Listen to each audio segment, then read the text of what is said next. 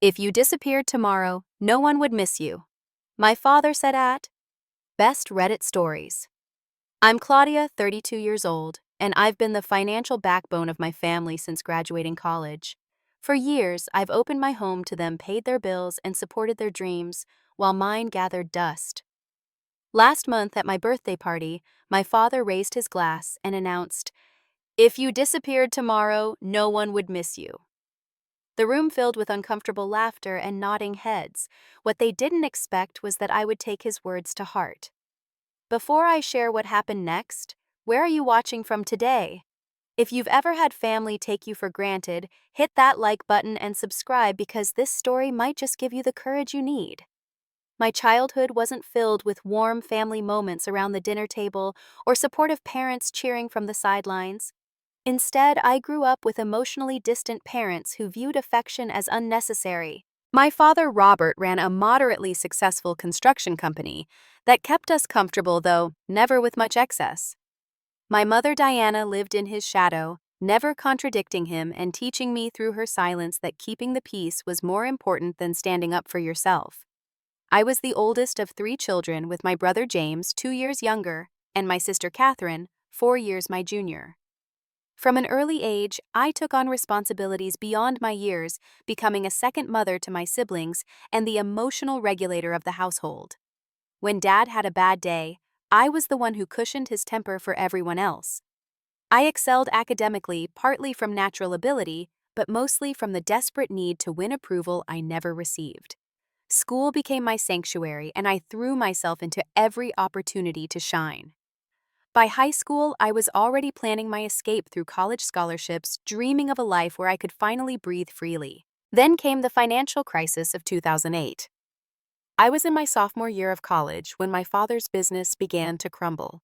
Construction projects dried up, clients defaulted on payments, and the company that had been our family's foundation for decades teetered on the edge of bankruptcy. I remember the phone call. Clearly, my mother's voice uncharacteristically strained as she explained they might not be able to help with my tuition anymore. So I did what I had always done. I stepped up. I took on extra jobs, applied for additional scholarships, and somehow managed to finish my degree in finance with honors. By the time I graduated, my father's business had collapsed entirely. Our family home was foreclosed, and my parents and siblings were facing an uncertain future. With my new job at a financial consulting firm, I made a decision that would shape the next decade of my life. I used my signing bonus as a down payment on a modest 4-bedroom house and invited my entire family to move in with me until they got back on their feet. What I didn't realize then was that I was setting a precedent that would be nearly impossible to break. As months turned into years, my role in the family shifted from daughter to provider. My father never truly recovered from his business failure, taking odd construction jobs, but never regaining his former success. My mother, who had never worked outside the home, made weak attempts at finding employment before settling into the role of housekeeper in my home, though the quality of her efforts left much to be desired. My siblings, James and Catherine, continued their education on my dime. I paid for James's business degree, hoping he might help rebuild what our father had lost. I funded Catherine's nursing school, telling myself it was an investment in her independence. But as they graduated and began their careers, neither seemed in any hurry to establish separate households. My house became a hotel where I was simultaneously the owner-manager maid and ATM. I paid the mortgage, utilities, grocery bills, car payments, insurance premiums, and random expenses that seemed to multiply weekly. Birthday gifts, Christmas presents, unexpected car repairs, dental work, not covered by insurance. All of these became Claudia's responsibility. Meanwhile, my career flourished. I worked 60-hour weeks, climbing the corporate ladder with determination born of necessity.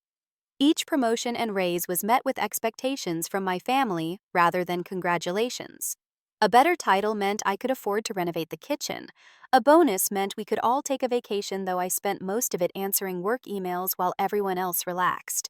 The dynamic was insidious in its growth. My father's resentment increased proportionally with my success. Each achievement of mine seemed to be a personal affront to him, a reminder of his failure. He developed a habit of making cutting remarks disguised as jokes, always with an undercurrent of bitterness. "Look at Miss Wall Street, too important to watch a movie with the family," he would say when I needed to work late. Or, "I guess money can't buy taste," when commenting on something I purchased for myself. My mother would laugh nervously and change the subject. My siblings would roll their eyes but never defend me. After all, I was the uptight one, the workaholic who didn't know how to relax. The fact that my inability to relax stemmed from carrying the financial burden of 4 adults was conveniently ignored. As the years passed, the entitlement grew. My brother James would leave his dirty dishes in the sink, saying, "That's why we have a dishwasher." The fact that I had purchased that dishwasher along with every other appliance in the house went unmentioned. Catherine would shop online using my credit card without asking, claiming she needed new scrubs for work. My father would invite friends over for cookouts, proudly grilling steaks I had paid for, as if he were the generous host. And through it all, I kept thinking, this is temporary. They'll get back on their feet. Things will change. But after 10 years of supporting my family completely, I began to realize that I had created a comfortable situation no one had any incentive to change. As my 32nd birthday approached, I found myself once again planning my own celebration. In past years, I had tried dropping hints, hoping someone would take the initiative to arrange something special for me. Those hints had always gone unheeded, leaving me to make restaurant reservations or order my own cake to avoid the disappointment of the day passing unacknowledged. This year, I decided to host a party at home. Perhaps naively, I thought having extended family and a few friends present might encourage my immediate family to make at least a token effort. I sent invitations, ordered catering, and bought decorations, all while telling myself that this year would be different. The week before my birthday, I overheard my father talking to my uncle on the phone. "Yeah, Claudia's throwing herself some kind of fancy party," he said with a chuckle. "You know how she is, always has to show off." The casual dismissal stung, but I pushed the hurt aside as I had countless times before. That evening I mentioned to my mother that I would appreciate her help with setting up for the party. "Oh, honey," she replied, not looking up from her magazine. "I've got my book club that morning, but I'm sure everything will be lovely. You always do such a nice job with these things." The praise felt hollow, a way to avoid offering actual assistance. James and Catherine were similarly unhelpful. When I asked if they would at least be home early to greet guests, James informed me he had plans to play golf that morning but would try to make it back in time. Catherine simply shrugged and said, "I thought you hired caterers for all that stuff." The day before my birthday, I visited my therapist, Dr. Winters. I had started therapy 6 months earlier, struggling with anxiety and insomnia that I was finally admitting might be related to my family situation. "How are you feeling about tomorrow?" she asked after we settled into our session. "Fine," I replied automatically, then caught myself. In therapy, at least, I was trying to be honest. "Actually, I'm dreading it. I keep hoping they'll show some appreciation, some acknowledgement of everything I do, but I know I'll end up disappointed again."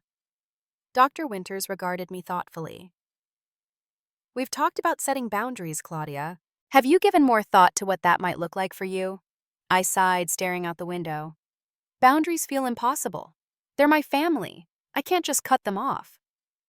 "There's a wide spectrum between having no boundaries and cutting people off," she reminded me gently. "What's one small boundary you could establish?" I considered this. Maybe I could stop paying for their cell phones, start charging rent. Even suggesting these minor changes made my stomach clench with anxiety. "Those are possibilities," she agreed. "But I'm curious. What are you afraid would happen if you did set those kinds of boundaries?" The answer came immediately. They'd be angry with me. They'd think I didn't love them. Dr. Winters let that sit for a moment before asking, "And how do you feel they express their love for you currently?" The question left me speechless. I couldn't recall the last time anyone in my family had expressed genuine appreciation, let alone love. The realization brought tears to my eyes that I quickly blinked away. "Something to think about," she said softly as our session ended. "And Claudia, happy birthday." At least someone remembered. The morning of my birthday, I woke early to prepare the house. I cleaned rooms that should have already been clean, arranged flowers I had ordered for myself, and directed the caterers when they arrived. My family remained in their rooms, emerging only when the smell of coffee and breakfast pastries became too tempting to resist. "Happy birthday, honey," my mother said, kissing my cheek before helping herself to a croissant. She handed me a card inside, which was a gift certificate for a massage at a spa I had mentioned months ago. A thoughtful gift, if not for the fact that I recognized the certificate as one I had received from a client and placed on the refrigerator. Catherine gave me a scented candle still wrapped in store cellophane with the price sticker hastily removed. James handed me an envelope containing a humorous card signed only with his name. My father didn't acknowledge my birthday at all that morning, instead complaining about the caterers taking up space in the kitchen. As I arranged serving platters and checked table settings, I felt the familiar hope dwindling.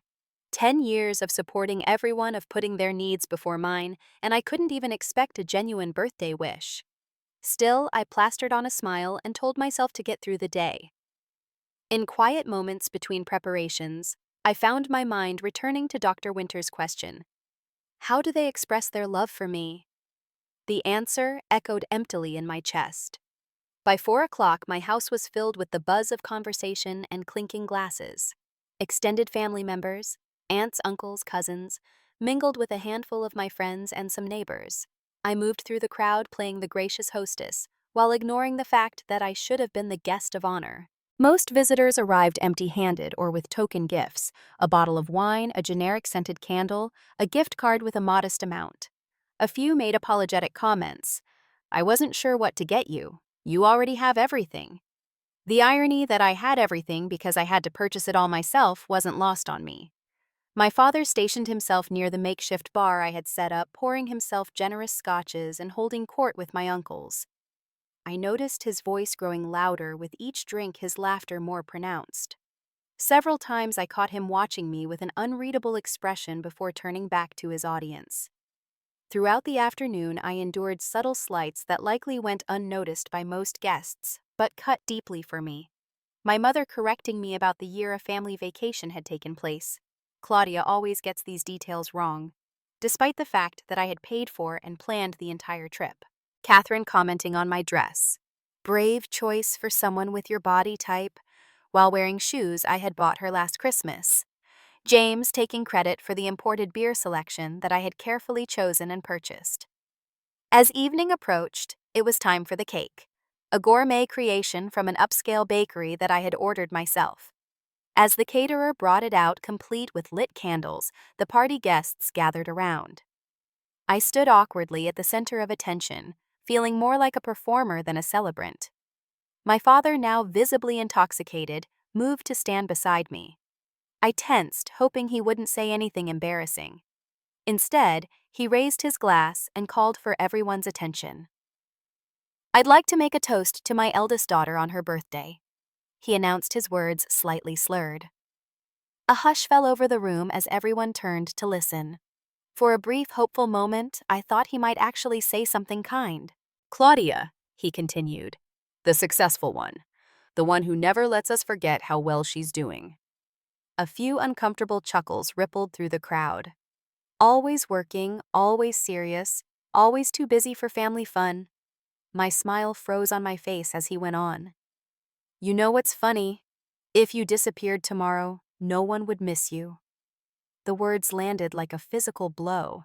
I heard a few sharp intakes of breath from the guests. I mean it, he continued, apparently oblivious to the shocked silence. You're never really here anyway, always at the office or locked away with your laptop. We'd probably have more fun without you constantly counting pennies and reminding us of everything you pay for. He raised his glass higher. So happy birthday to the daughter who has everything but gives nothing of herself. The silence that followed felt endless. Then someone, I think it was my Uncle Frank, gave an uncomfortable laugh. Like a dam breaking, others joined in nervous laughter spreading through the room. I looked around and saw several people actually nodding in agreement.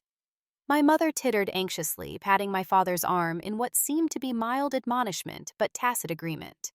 Catherine was smirking into her wine glass. James looked embarrassed, but remained silent.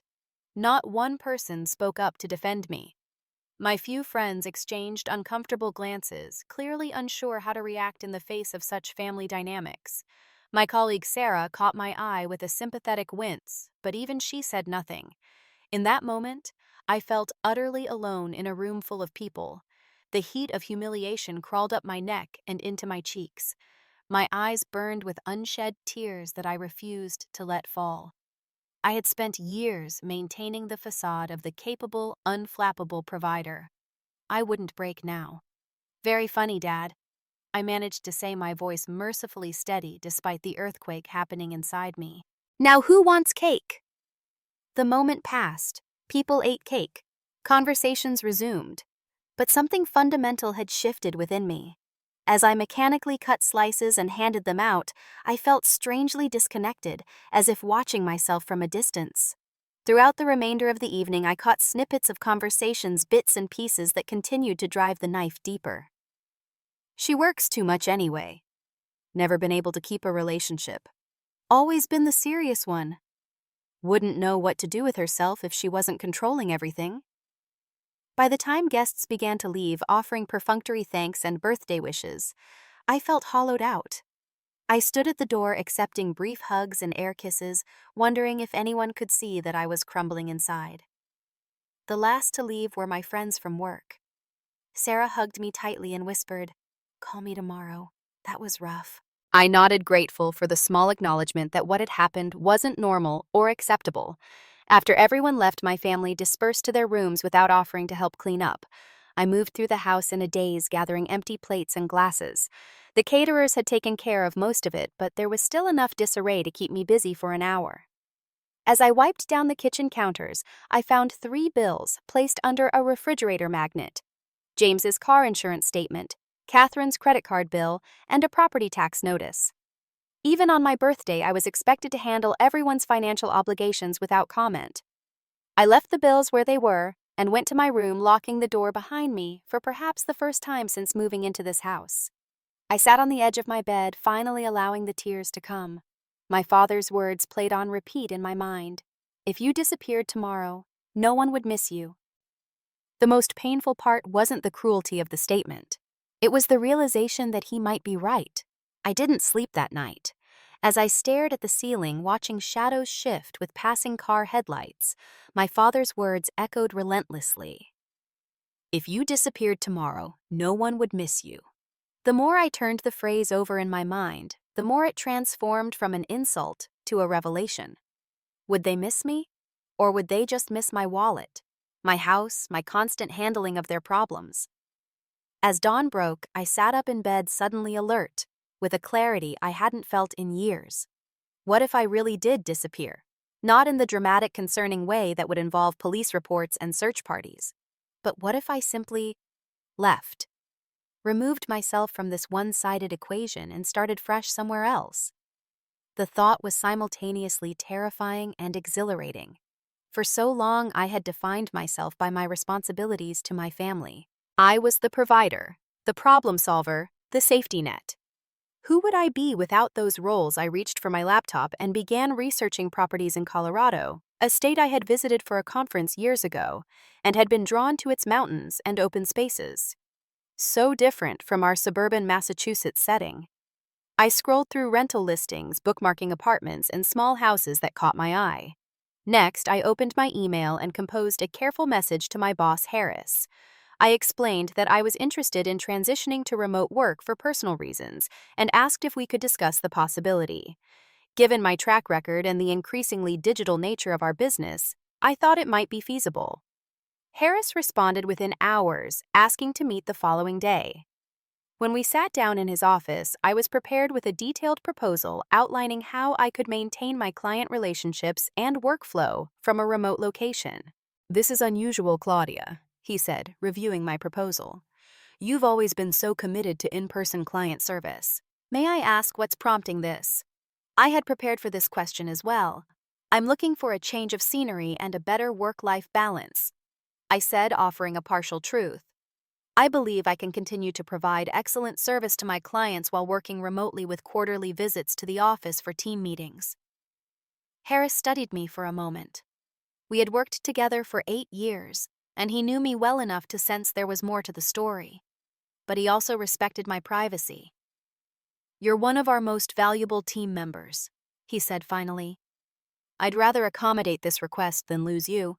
Let's trial this for 6 months and evaluate how it's working for everyone." I left his office feeling lighter than I had in years. the first piece of my escape plan had fallen into place. Over the next 2 weeks, I methodically laid the groundwork for my departure. I opened new bank accounts at a different institution, transferring small amounts gradually to avoid raising flags on our shared family accounts. I contacted a lawyer about removing my family members from my insurance policies and updated my will to protect my assets. I researched Colorado extensively, selecting a small city with good amenities but a lower cost of living than our current location. I secured a furnished apartment with a 6-month lease, arranging to pay the deposit and first month's rent from my new private account. Throughout this process, I maintained a careful facade of normalcy at home. I continued paying bills, attending family dinners, and listening to my father's complaints about his latest construction gig. I nodded sympathetically when Catherine described drama at the hospital where she worked and feigned interest when James talked about his fantasy football league. Each interaction reinforced my decision. Not once did anyone ask how my day had been, what projects I was working on, or if I had recovered from the disastrous birthday party. My existence in the family seemed limited to my function as a financial resource and occasional sounding board. There were moments of doubt, of course. Late at night, I would question whether I was overreacting, whether family loyalty should supersede my own well-being. I recalled childhood memories. My father teaching me to ride a bike, my mother baking my favorite cookies, when I got straight A's Christmas mornings, and summer vacations that weren't entirely unhappy. But these memories were increasingly distant, replaced by years of being taken for granted, of subtle and not-so-subtle put-downs, of giving and giving with nothing coming back. Dr. Winters had been gently guiding me toward this realization for months. The relationship had become unhealthy and one-sided. I deserved better. The final confirmation came 3 weeks after my birthday. I had taken a rare evening off to attend a symphony performance I had been looking forward to for months. As I dressed in my bedroom, Catherine knocked and entered without waiting for a response. "I need to borrow your silver earrings," she said, already rummaging through my jewelry box. "The ones with the little diamonds." "Those were Grandma's," I replied, watching as she held them up to the light. "And I'm actually wearing them tonight. I have tickets to the symphony." Catherine rolled her eyes. "Seriously, I have a date with this really cute doctor. It's way more important than some boring concert you can go to anytime." "I bought these tickets 6 months ago," I said, feeling my temper rise. "And those earrings have sentimental value. You can borrow something else." "God, you're so selfish," she snapped, throwing the earrings onto my dresser with enough force that I winced, checking for damage. "All you do is work and hoard your precious things. Dad's right about you." After she stormed out, I sat on the edge of my bed, the beautiful dress I had bought specially for the evening suddenly feeling too tight. The familiar guilt began to creep in. Maybe I was being selfish, maybe I should just let her have the earrings. But then I caught my reflection in the mirror. I looked tired, the kind of bone-deep tired that comes from years of emotional drainage. And in that moment, I made my final decision. I would go to the symphony alone, wearing my grandmother's earrings, and when I returned, I would finalize my plans to leave. 2 days later, I submitted notice to vacate my apartment in Colorado. 1 week after that, I arranged for a small moving company to transport the few possessions I wanted to keep, primarily clothes, books, and sentimental items that could fit in my car or be shipped separately. I scheduled my departure for a Tuesday when everyone would be at work or school. I would leave a letter explaining that I was taking an indefinite leave of absence from family responsibilities. I would not provide my new address. The mortgage and utilities were paid up for 1 month, enough time for them to make alternative arrangements. The night before my planned escape, I prepared dinner as usual. My father complained about the chicken being dry. My mother talked about her friend's daughter's wedding plans. James and Catherine argued about who had left the bathroom a mess. No one noticed that I had barely touched my food, or that I had said barely 3 words all evening. After dinner, I retreated to my room and looked around at the space that had been my sanctuary for a decade. Most of my personal items were already packed and hidden in the trunk of my car. What remained were just enough clothes and toiletries to maintain the illusion of normalcy until morning. I slept surprisingly well that night, as if my body recognized that freedom was just hours away. The morning of my departure dawned clear and bright, almost cinematically perfect for a fresh start. I rose early before the rest of the household stirred and went through my morning routine one last time in this house. I showered in the bathroom I had renovated 2 years ago, made coffee in the kitchen I had updated when the old appliances failed, and sat briefly in the sunroom that had been my reading nook on the rare occasions I had time to myself.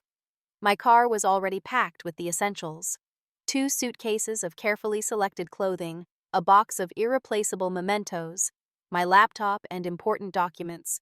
Everything else I needed had been shipped to my new address or would be purchased upon arrival. I placed my letter on the kitchen counter propped against the coffee maker where it would be sure to be seen. The envelope simply read, "Family." Inside was a brief factual explanation. I am taking an indefinite leave of absence from family responsibilities. The mortgage and utilities are paid through the end of the month. My decision is final, and I will not be discussing it further at this time. Please respect my need for space and do not attempt to contact me. Claudia. Beneath the letter, I left an envelope containing information. They would need account numbers for the utilities that would now need to be transferred to their names, contact information for the mortgage company, and a final statement of all the expenses I had been covering. What I did not leave was a forwarding address, new phone number, or any indication of where I was going. I had already changed my cell number and email address, creating new accounts that only my boss and a select few friends knew how to reach. As I did a final walkthrough of the house, I felt a strange mixture of emotions. Guilt, certainly. Decades of conditioning had ensured that, but also relief, anticipation, and a growing sense of rightness. This wasn't an impulsive decision, but the culmination of years of imbalance and months of careful planning. I started my car and backed out of the driveway for the last time at 7:15 a.m. My father would be leaving for a construction site at 7:30. My mother wouldn't emerge from her room until after 9. James had class at 10. Catherine was on night shift rotation and would sleep until afternoon. By the time any of them realized I was gone, I would be hundreds of miles away. The first few hours on the road passed in a surreal haze. I kept expecting to feel devastated or to be overwhelmed with regret, but instead, I felt increasingly lighter with each mile marker. I stopped only for fuel and quick bathroom breaks, eager to put as much distance as possible between myself and my old life. I had mapped out a route that would take me across the country in 4 days, with hotel reservations made under my new credit card and paid for in advance. I paid for everything in cash where possible, avoiding using cards that might create an electronic trail.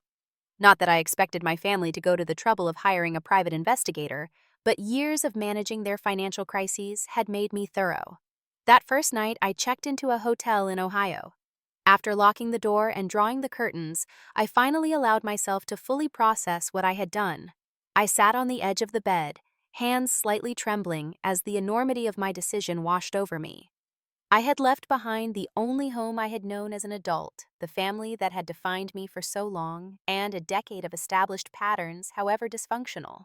I reached for my phone automatically, an ingrained habit of checking for messages or calls from family members needing something before remembering that this new phone had only 3 contacts. My boss, my therapist, who I had arranged to continue seeing via video sessions, and my friend Sarah, the only person from home I had trusted with my plans. I called Sarah from the hotel room, needing to hear a familiar voice. "I did it," I said when she answered. "I'm so proud of you," she replied without hesitation. "How do you feel?" "Terrified, exhilarated, like I'm having an out-of-body experience." Sarah laughed. "That sounds about right. Where are you?" "Ohio. I'll be in Colorado by the weekend." "Have they noticed yet?" I checked the time. It was just after 9 p.m. Eastern Time. "Probably. I turned off my old phone after I left. I assume it's been blowing up with messages." "Do you want me to keep you posted on what's happening here?" Sarah asked carefully. I considered this. Part of me wanted to sever all connections to not even think about their reactions. But another part needed to know to have confirmation that my absence had registered. "Yes," I decided. "But not right away. Give me a week to get settled. Then you can tell me how World War III is playing out at the house." We talked for another half hour, Sarah filling the conversation with inconsequential workplace gossip and funny stories that had nothing to do with my family. By the time we hung up, I felt grounded again, reminded that I had an identity beyond the responsible one or the family bank. The rest of my journey proceeded without incident. I drove through Indiana, Illinois, Missouri, Kansas, and finally into Colorado, watching as the landscape transformed from the familiar eastern woodlands to vast plains and eventually the dramatic rise of the Rocky Mountains. When I reached my destination, a modern apartment complex in a small city nestled against the foothills, it was late afternoon on the 5th day of my journey. The leasing agent greeted me warmly, having no idea that the woman accepting the keys was in the process of reinventing herself entirely. The furnished apartment was exactly as advertised, clean, modern, and anonymous. It held no history, no memories, no expectations. As I brought in my suitcases and the box of mementos, I realized this was the first living space that would be entirely mine, unshared and uncompromised. That night, I sat on the balcony of my new home, watching the sunset paint the mountains in shades of purple and gold. For the first time in years, I didn't have to rush through the moment to address someone else's needs or crisis. I could simply exist, breathing in the cooler, drier air of Colorado and allowing myself to feel the strange, unfamiliar sensation of freedom. 1 week after my arrival in Colorado, I received my promised update from Sarah. We spoke via video call me, sitting at my new dining table with a cup of tea, she in her home office with the door closed for privacy. So, she began, her expression a mixture of amusement and disbelief. You want to hear about the nuclear fallout? I'm ready, I said, surprising myself with how calm I felt. Day one was confusion, Sarah recounted. I happened to be at the office when Catherine called there looking for you. She seemed annoyed rather than worried, asking if you were working late again. When I said you had transitioned to remote work, but I hadn't heard from you that day, she just huffed about you forgetting to leave money for groceries. I nodded, unsurprised. Catherine had always been the most entitled of my siblings, taking my financial support entirely for granted. Day two is when the panic started, Sarah continued. James called me, actually sounding concerned. He said they'd found your letter and wanted to know if I knew where you were. I stuck to our script, told him I knew you were taking some personal time but didn't know details. How did he react? I asked.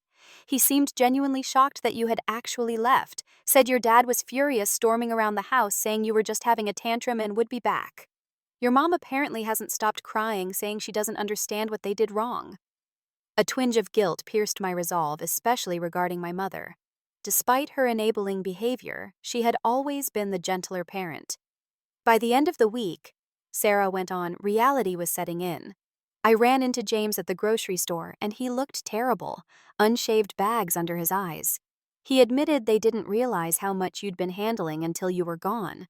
Apparently, there were payment notices for utilities they didn't even know existed. I winced, remembering how I had managed all the household accounts without discussion, handling everything from the water bill to the property taxes.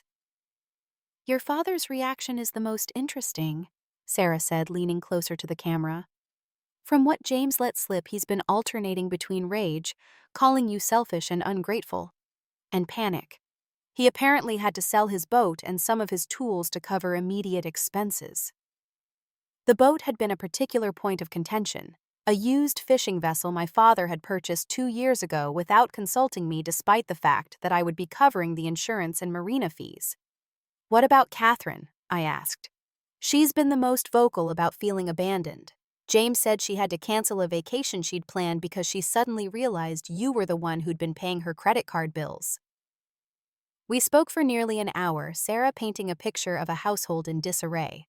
Bills were piling up, tensions were escalating, and the reality of just how much I had been contributing was becoming painfully apparent. The extended family is split, Sarah told me. Some are saying you had a breakdown and they're worried about you. Others, especially after hearing about your dad's birthday toast, are saying it's about time you stood up for yourself. I absorbed this information, surprised by how detached I felt from the chaos. Part of me had expected to feel vindicated or even pleased by their struggles, but mostly, I felt sad that it had come to this, that they had taken me for granted to the point where disappearing was my only viable option for self-preservation.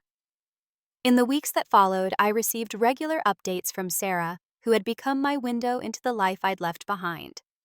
My father had been forced to take on additional construction jobs to cover expenses. My mother had reluctantly accepted a position as a receptionist at a local dentist's office, her first real job in over 30 years. James and Catherine had moved into a shared apartment they could barely afford on their entry-level salaries. The house, my house, was now up for sale as none of them could afford the mortgage payments. I had transferred the deed into my father's name before leaving, knowing that the equity would provide them some financial cushion while they adjusted to life without my support. Sarah also reported on their increasingly desperate attempts to contact me. My father had filed a missing persons report only to be told by police that my letter and continued employment indicated I had left voluntarily. Catherine had posted melodramatic pleas on social media, painting herself as the devastated sister concerned for my mental health. James had apparently been driving by my office building regularly, not realizing I was now working from a desk 2,000 miles away. "They went through your room," Sarah told me during one of our updates, "looking for clues about where you might have gone. Catherine was apparently convinced you must keep a diary or something that would reveal your plans." I laughed at this. I kept everything on encrypted files on my laptop, which is sitting right here with me. 3 months into my new life, the most unexpected contact came from my younger brother. James sent an email to my work address, the only connection he could find since I had changed my personal email. "Claudia," he wrote, "I don't know if you'll even see this, but I need to say I'm sorry. I didn't realize how much you were carrying for all of us until you weren't there to do it anymore. Dad and Catherine are still angry, talking about how you abandoned the family. Mom is just sad, but I get it now. What Dad said at your birthday was just the final straw in years of us taking advantage of you. I'm not asking you to come back or even to tell me where you are. Just wanted you to know that at least one of us understands why you left." I read the email several times, tears blurring my vision. It was the first acknowledgement from any family member that my departure might have been justified. After careful consideration, I responded briefly, thanking him for his understanding, but making it clear I wasn't ready for regular contact. James respected this boundary, sending only occasional updates about his own life. How he had finally moved into his own studio apartment, was taking on additional responsibilities at work, had started dating someone new. I responded with similar surface-level updates about enjoying my new city and finding the work-life balance I had been seeking, never revealing my exact location. By the 6-month mark, I had established a comfortable routine in my new home. I worked remotely during the day, enjoying the flexibility to take breaks for hiking or simply sitting in a local cafe with a book, luxuries I had never allowed myself before. I joined a community garden, a book club, and a weekend hiking group, slowly building connections with people who knew me only as Claudia, the financial consultant, not Claudia, the family provider. My therapist, Dr. Winters, continued to help me work through the complex emotions surrounding my decision. The guilt had not disappeared entirely, but it had diminished as I reclaimed my own life. I was learning to recognize the difference between healthy familial obligation and the codependent relationship I had enabled for so many years. "What would you say to them if you could speak freely without consequence?" Dr. Winters asked during one of our video sessions. I considered the question carefully. I'd tell them that I loved them enough to give them 10 years of support, but I finally had to love myself enough to stop. That I didn't leave to punish them, but to save myself. And that I hope someday they can understand the difference. The most difficult contact came 6 months and 2 weeks after my departure, when my father somehow obtained my new email address, likely from James, though he never admitted it. The subject line read simply, "We need to talk." The message inside was brief. "Claudia, this has gone on long enough. Your mother is beside herself with worry. The house is sold and we're struggling to make ends meet. I admit I may have been harsh at times, but that's no reason to destroy your family. We need you to come home and help sort out this mess you've created. Dad." No apology, no acknowledgement of his role in driving me away, just the same expectation that I would set aside my own needs to solve problems for everyone else. I didn't respond. A week later, my mother called my office number, sobbing so hard the receptionist could barely understand her. When I returned the call, something I debated extensively with Dr. Winters beforehand, She alternated between expressions of relief that I was alive and well and emotional manipulation about how much pain I had caused. "How could you just leave us like that?" she asked through tears. "We're your family." "Yes, you are," I replied calmly. "But being family doesn't give you the right to take everything I have to give without ever giving back." "We gave you love," she protested. "Did you?" I asked softly. "When Dad said no one would miss me if I disappeared, did you correct him? When was the last time any of you asked about my day or remembered my birthday without me arranging it myself?" Her silence was answer enough. "I'm not coming back, Mom," I said gently, "but I'm open to rebuilding a relationship with boundaries and mutual respect. It can't be what it was before." Bah! She didn't have a response to that, and we ended the call with nothing resolved, but at least with honest words spoken. Catherine was the only one who never reached out directly. According to James, she maintained that I was selfish and cruel for abandoning them. Perhaps of all my family members, she had benefited most from my financial support and was struggling most with its absence. As the months passed, I established limited, cautious contact with James and occasionally my mother. Our conversations remained superficial, but it was a beginning. My father continued to send occasional demanding messages that I largely ignored, unwilling to re-enter the cycle of control and obligation that had defined our relationship for so long. 1 year after my departure, I celebrated my 33rd birthday in my Colorado apartment with a small gathering of new friends. None of them knew the full story of why I had relocated across the country, but they knew enough to understand this birthday was significant for me. My new friend Melissa had baked a cake. My hiking buddy Thomas brought a bottle of expensive champagne.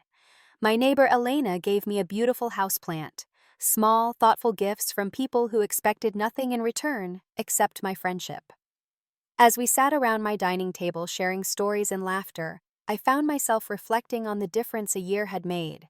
I was no longer defined by what I could provide for others, but by who I was as a person. My interests, my thoughts, my genuine connections with people who saw me clearly. I had maintained my boundary with my family, allowing limited contact on my terms. James and I spoke monthly, our relationship slowly evolving into something more balanced than it had ever been. My mother and I exchanged occasional emails, stilted at first, but gradually more authentic.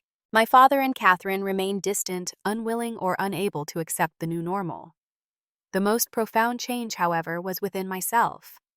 I had discovered that I was not merely a support system or financial resource, but a woman with dreams, preferences, and needs of my own. I had learned to say no without guilt and yes without calculation. I had found joy in simple pleasures that had previously seemed like indulgences I couldn't afford, both financially and emotionally. My career had thrived with the remote arrangement, my boss commenting that my work had actually improved since my relocation. Without the constant drain of family demands, I could focus more fully on my clients and projects, resulting in a promotion and raise that I now spent on myself without apology. There had been difficult moments, of course. Birthdays and holidays brought pangs of guilt and nostalgia. News of family milestones. Catherine's engagement to a doctor she had been dating, my mother's minor surgery, triggered the instinct to rush in and take care of everyone. But each time I reminded myself of the boundaries I had established and the reasons behind them. If I had learned anything from this experience, it was that sometimes disappearing is the only way to truly be seen. By removing myself from a situation where I was valued only for what I provided, I had created space to be valued for who I was. And in the process, I had given my family an opportunity, whether they took it or not, to see themselves clearly as well. After my birthday guests had left, I sat on my balcony with a final glass of champagne watching the stars above the mountain skyline. I thought about the cruel words my father had spoken a year ago. If you disappeared tomorrow, no one would miss you. He had been wrong. My absence had been profoundly felt. Not just the absence of my financial support, but the absence of me as a person. Some family members had begun to recognize this, taking tentative steps toward a healthier relationship. Others remained entrenched in resentment, unable to see beyond their own needs. But most importantly, I would have missed me. The real me that had been submerged beneath years of obligation and expectation. By disappearing from a toxic situation, I had finally found myself. I raised my glass in a silent toast to the woman I had become, stronger, more authentic, and finally living a life that was truly mine. If you've ever felt invisible while giving everything to others, I hope my story gives you courage. Sometimes the greatest act of self-love is walking away from people who only value what you can do for them, not who you are. Have you ever had to distance yourself from toxic family dynamics? Share your experience in the comments below. If this story resonated with you, please like, subscribe, and share to help others who might be struggling with similar situations. Remember, setting boundaries isn't selfish. It's essential for your well-being. Thank you for listening to my journey.